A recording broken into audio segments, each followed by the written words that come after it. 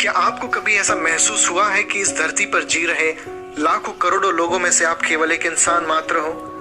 हाँ, शायद आपने ऐसा जरूर महसूस किया होगा, लेकिन इसका मतलब यह नहीं कि परमेश्वर की दृष्टि में आपका कोई खास महत्व नहीं है। परमेश्वर ने आपको एक विशेष रीति से बनाया है और आपके जीवन के लिए उसके पास एक अच्छी योजना भी है।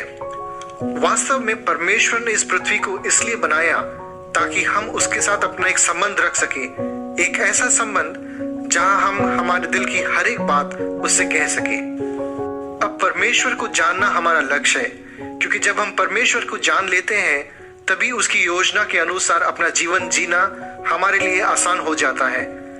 परंतु यहाँ हमारे सामने एक चुनौती है। शायद आप पहले से ही जानते होंगे कि कोई ना कोई शर्त जरूर होगी, और वह यह है, परमेश्वर में कोई दोष नहीं है।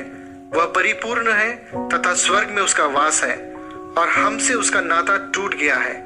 इसलिए नहीं कि वो स्वर्ग में रहता है और हम धरती पर, परंतु हमारे पापों के कारण हम उससे अलग हो गए हैं। जब हम गलत काम करते हैं या गलत चुनाव करते हैं तो हम उसे पाप कहते हैं। हम ऐसे कार्य करने का चुनाव करते हैं जिसे परमेश्वर नहीं चाहता कि हम करें। हमसे फिर से रिश्ता जोड़ने के लिए परमेश्वर के पास केवल एक ही मार्ग था, और वह था कि वह अपने पुत्र यीशु को हमें बचाने के लिए इस पृथ्वी पर भेजे। बाइबल कहती है, परमेश्वर हम पर अपने प्रेम की भलाई इस रीति से प्रकट करता है कि जब हम पापी थे तभी मसीह हमारे लिए मरा। 2000 वर्षों से भी पहले यीशु का जन्म हुआ था और उसने इस पृथ्वी पर एक पाप रहित जीवन जिया, एक ऐसा जीवन जिसके द्वारा उसने प्रेम दर्शाया, बीमारों को चंगा किया, लोगों के साथ परमेश्वर का ज्ञान और सच्चाई को बांटा। उसके पाप रहित जीवन के कारण ही वह हमारा संबंध परमेश्वर के साथ फिर से स्थापित कर सका। यीशु ने हमसे इतना प्रेम किया कि उसने हमारे पापों के लिए उस क्रूस पर अपनी जान दी और तीसरे दिन फिर जी उठा। प्रेम की इसी महान कृत्य के द्वारा ही परमेश्वर और हमारे बीच की दूरी खत्म हो सकी।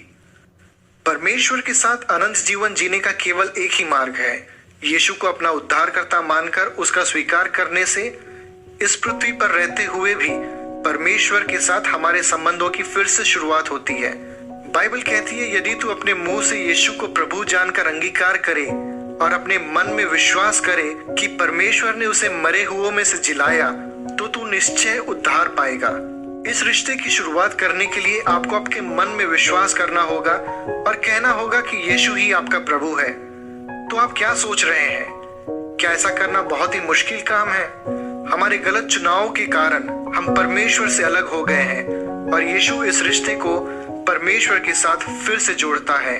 हमें अपने गलत चुनावों से केवल अपना मुंह फेरना है और अंगीकार करना है कि यीशु ही हमारा उद्धार करता है।